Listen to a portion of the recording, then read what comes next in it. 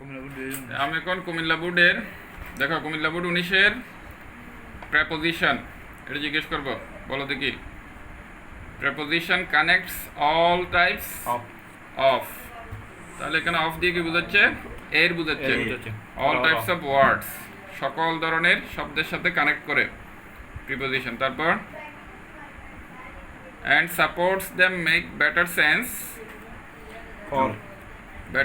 To the readers, পাঠকদের প্রতি। হ্যাঁ, পাঠকদের প্রতি একটা ভালো কি করে অনুভূতি তৈরি করে।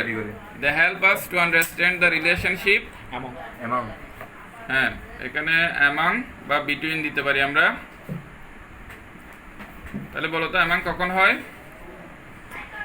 দুইয়ের অধিক বুঝালে অ্যামাং হয়, আর দুইয়ের ক্ষেত্রে বিটুইন হয়।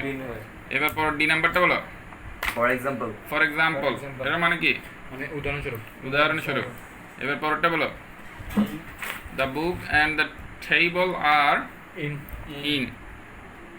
In the kitchen. তাহলে ইন দ্য কিচেন মানে কি বোঝাচ্ছে? কিচেনের মধ্যে। This ensures you a basic understanding. If we add another preposition it makes it even clearer. The book is F নাম্বারটা বলো। The book is on top of the table. দেখো এখানে এই বইটা টেবিলের সাথে লাগালাগি অবস্থায়। তাহলে টেবিলের উপর, বই টেবিলের উপর কি অবস্থায় থাকে? লাগালাগি অবস্থায় থাকে। লাগালাগি অবস্থায় হলে অন হবে। এবার পরেরটা দেখো, জি নাম্বার কি হবে বলো? ইন দ্য কিচেন, কিচেনের মধ্যে। এবার পরেরটা বলো। We have a clear picture in our mind, আমাদের মনের মধ্যে বুঝাতে ইন হচ্ছে। এবার আই নাম্বার বলো।